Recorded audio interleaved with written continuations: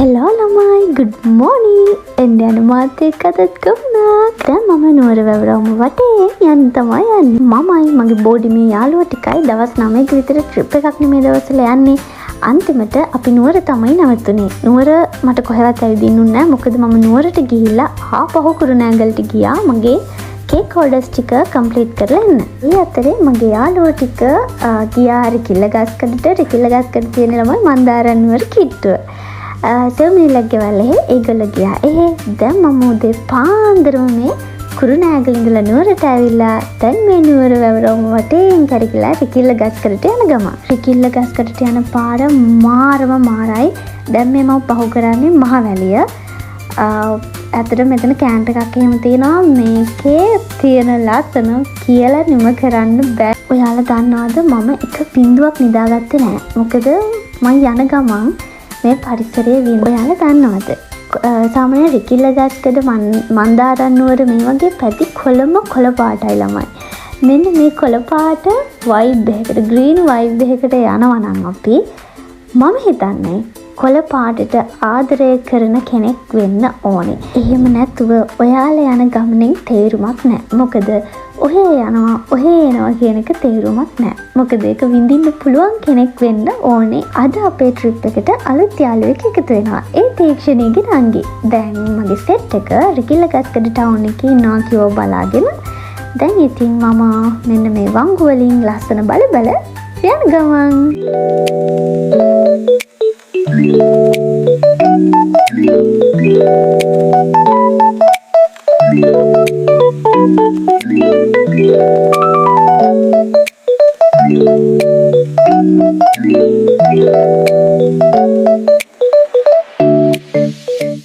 Finally ඔන්න මම රිකිල්ලගස්කඩ town එකට එනකන් තනියම ආවා. දැන් සෙව්මිනි එනවා කිව්වම මාව ගන්න.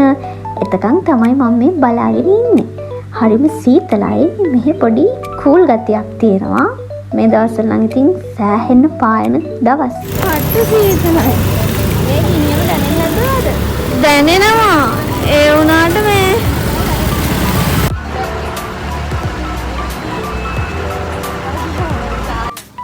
ඒ තමයි අපි 6 දෙනා. ඊට පස්සේ රිකිල්ලගස්කඩින් අපි ගත්තා පදිය පැලැල්ල බස් එක. ඒකේ ඇවිල්ලා පදිය පැලැල්ල ටවුන් එකට චුට්ටක් උඩින් බැස්සා. එතන පොඩි දෙයක් මොකද පොඩි ඇල්ලක් වගේ එකක්. ඇල්ලක් නෙමෙයි ළමයි ඒකට පීලක් කියන්නේ. එහෙම එකක් බලන්න තියෙනවා කියලා සෙව්මිනි තමයි දැන් මෙතන ඉඳලා අපි වෙත්කන් යන්නේ. ඉතින් අද අපේ ගමන තියෙන්නේ සෙව්මිනිගේ ඒරියා එකේ. සෙව්මිනිගේ ගම තමයි මන්දාරම් නුවර. ඒගොල්ලන්ගේ නෑය එහෙම ඉන්නවා රිකිල්ලගස්කඩ. ඉතින් අපි ඊයේ නැවතුනේ රිකිල්ලගස්කඩ. අපි මන්දාරම් නුවර අපේ ගමන ඉවර කරලා ආපහු අපි එන්නේ රිකිල්ලගස්කඩට.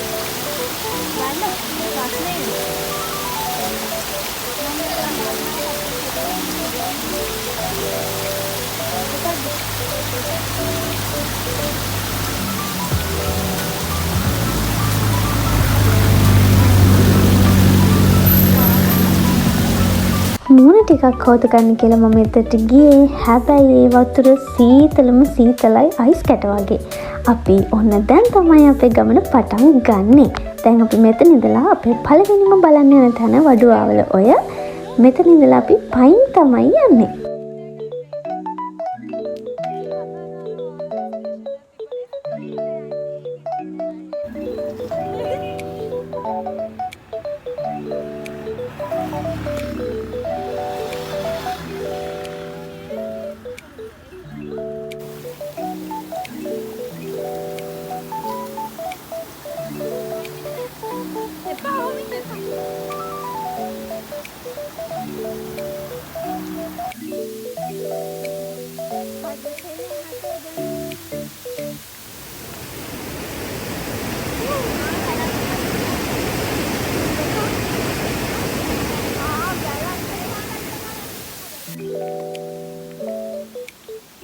මං මාර ආසාවෙන් බලන ආපු දෙයක් තමයි මේ පැත්ත කට්ටිය වගා කරන විදිහ. ඒ හෙල් මලු ප්‍රමේට වගා කරන ඒවා ලීක්ස් කැරට් ඒ දේවල් වගා කරනවා බලන්න මං හරි ආසයි. මට යාළුවෙකුත් හම්බුණා මගදී. මේ දවස්වල මේ පැත්තට පහන කාලේ රස්නිම රස්නේ. කුඩේ හලගෙන කැප් දාගෙන එහෙම තමයි අපි ගියේ. දැන් අපි මෙතනින් යන්නේ වඩුවාවල ඔය ගාවට. ඔය පෙනිපෙනී තමයි අපි දැන් ඉන්නේ. ඇත්තටම හරි බය හිතෙන සිද්ධියක් වුණා. මම මේක ඉස්සරහට අල්ලට කියන්න.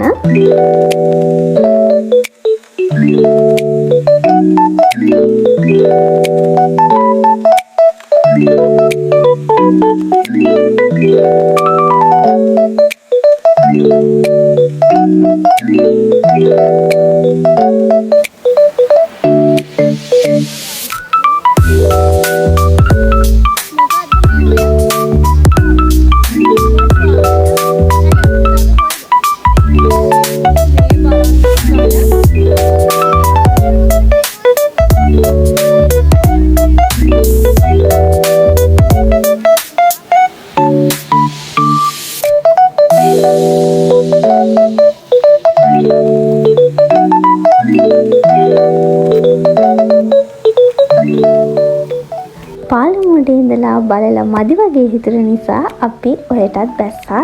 හැබැයි ඔයට බහිනකොටම අපිට සෙව්මිනී කිව්වා එක කොච්චර පායලා තිබ්බත් එක පාරටම මේ පැත්තේ වතුර වැඩි වෙනවා කියලා.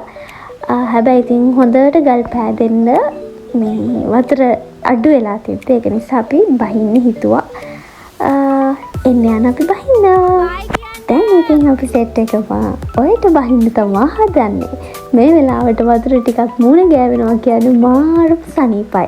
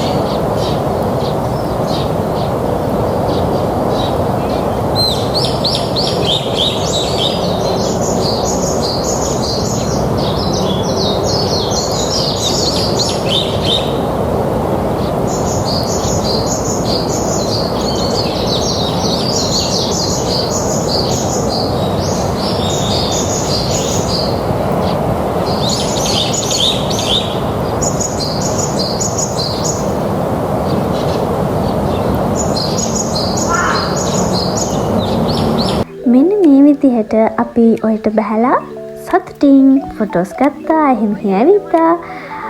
ටික වෙලාවක් කොහොම ඉන්නකොට අපේ සතුට ගොඩක් වෙලා තිබ්බේ නැහැ. මොකද හැබැයි අපිට බහිනකොටත් සෙව්මිනී නිතර කිව්වේ අවධානයෙන් ඉන්න.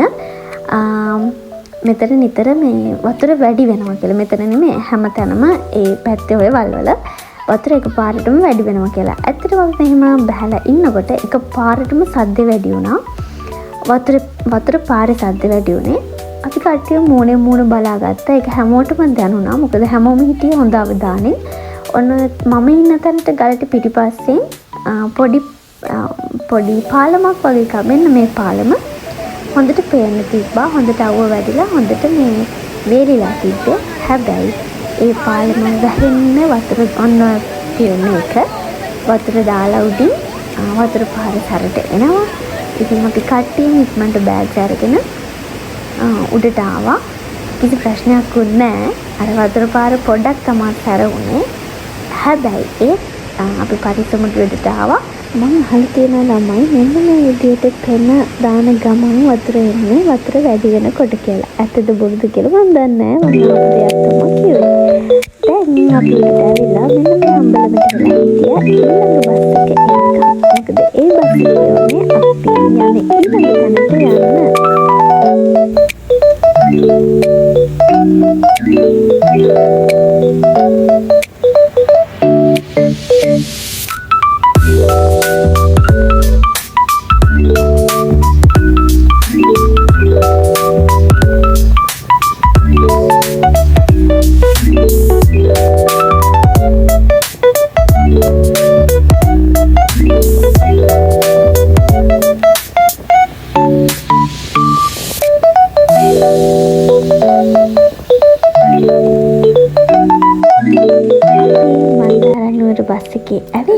ඒ පාරේ මෙන්න මේ හරියෙන් බැස්සා. මෙතනට කියන නම අපි දන්නේ නැහැ.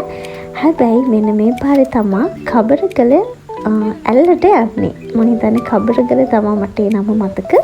කබරගල ඇල්ලට යන්නේ. දැන් අපි මෙතනින් බහලා කිලෝමීටර් 5ක් විතර මම හිතන්නේ යන්න තියෙනවා සෙව්මිනිලගේ තාත්තා ඉන්න තැනට. එතකොට තමයි අපි යන්නේ. ඒගොල්ලන්ගේ තාත්තා ලන්ච් එක රෙඩි කරලා තියෙනවා කිව්වා අපිට.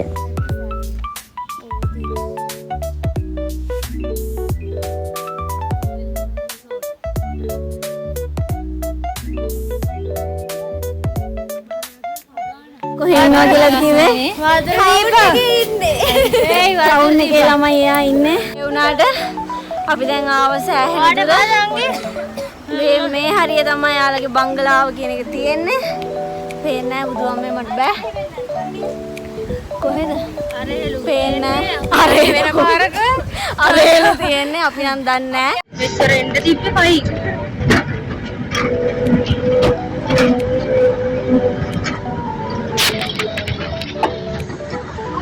අපි කිලෝමීටර් එකමාරක් විතර යනකොට අපේ හොඳ පණ ගිහින් කොහොමද මේ මුඩට යනකොට අපිට හම්බුණා ලොරියක්. ඔන්න ඔය ලොරිය නැගලා අපිට ඕන තැනින් බස්සන්නම් කිව්වා. ඉතින් අපේ ලොරිය නැගලා දැන් මේ අර ගම තමයි ඉන්නේ.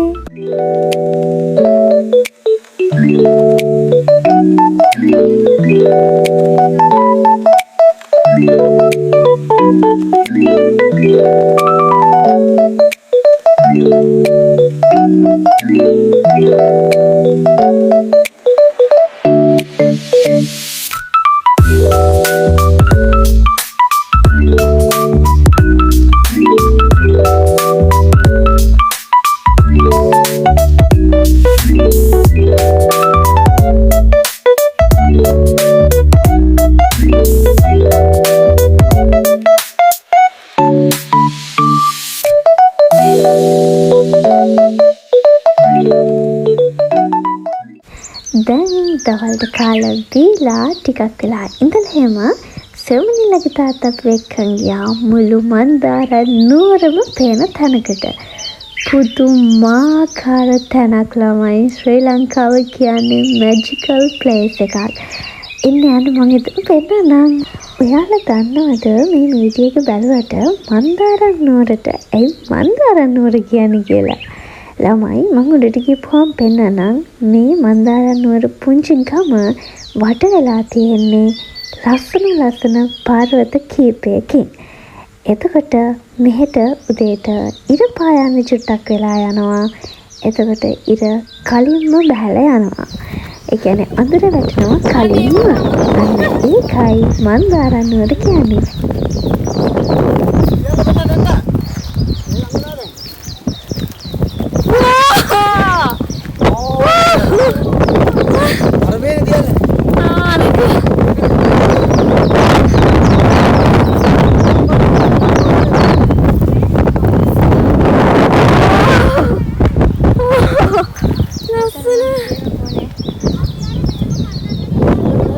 ඔන්න දැන් ඔයාලට පේනවද ඈතින් කඳු වැටියක් පේනවා. මෙන්න මේ කඳු පන්ති කීපයම අතරේ තමයි මේ මන්දාර නුවර තියෙන්නේ. මේ මන්දාර නුවර ඉතිහාසය අර ඈත තියෙන කබරගල ඇල්ල ළමයි පේනවද චූටිවට? මේ මන්දාර නුවර ඉතිහාසය රාවණා රජ දවස වෙනකම්ම ඈතට ඉතිහාසයේ දිව යනවා. එතකොට මෙන්න මේ මැද්දේ තියෙන මේ චූටි ගෙවල් තියෙන්නේ අන්න ඒ අපිට චූටිවට පේන ගෙවල් තියෙන ඒ කොටස තමයි මන්දාර නුවර ගම. එතකොට ඔන්න ඔය ඈතින් පේන්නේ පිටුරු තලාවල තියෙන රූපවාහිනී සංස්ථාව. අන්න ඈතින් පේන්නේ ඒ කොටස. ඉතින් ළමයි උඩට ගිහුවාම පුදුමාකාර ලස්සනක් තියෙනවා. මට සෙව්මිනිලක් ගෙවල් පෙන්වන්න බැරිුණානේ. මං අර මන්දාර නුවර ගම කියලා කොටසක් පෙන්වුවේ. අන්න එතන තමයි සෙව්මිනිලක් ගෙවල් තියෙන්නේ. ඇත්තටම අපිට මේ වෙලාවේ එතනට ඒගොල්ලන් ගෙදර යන්න ටයිම් එක මදි. මොකද අපි ආපහු හවස් වෙනකොට අපි ඉන්න තැනට යන්න ඕනේ. ඔය වැහි මන්දාරමට කඳුකරයට මීදුමට ආස කරන මිනිස්සු ජීවිතේ වෙන ඊස්තටික් එකක් අත්විඳිමු.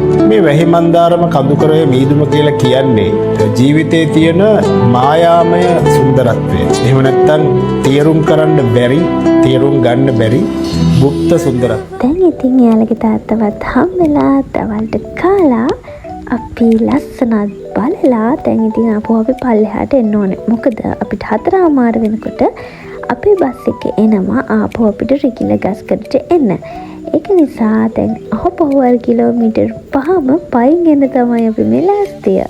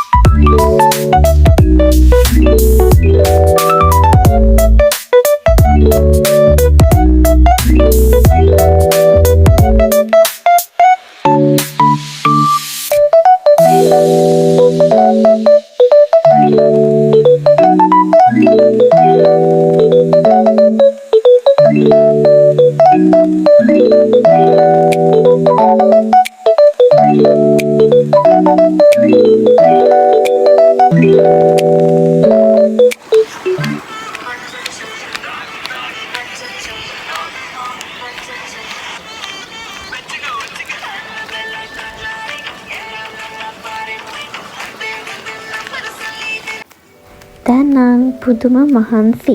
දැන් නම් හොඳටම මගේ කකුල් දෙක රිදෙනවා. හැබැයි ඉතින් කොච්චර ඇවිද්දත් මේ පැත්ත දාලා යන්න හිතෙන්නේ නැහැ. ඒකනේ ප්‍රශ්නේ. කොහොම හරි දැන් අපි බස් එක අරගෙන අපි රිකිල ගස්කඩට යනවා. ඉතින් මෙතනින් අපේ මන්දාර නුවර ගමන ඉවරයි. ඔයාලා පරිස්සමින් ඉන්න. බයි. අපි ගිහින් එන්නම්. ආයෙ දවසක අලුත් වීඩියෝ එකක් අරන් එනකම් පරිස්සමින් ඉන්න. ආදරේ subscribe කරන්න අමතක කරන්න එපා.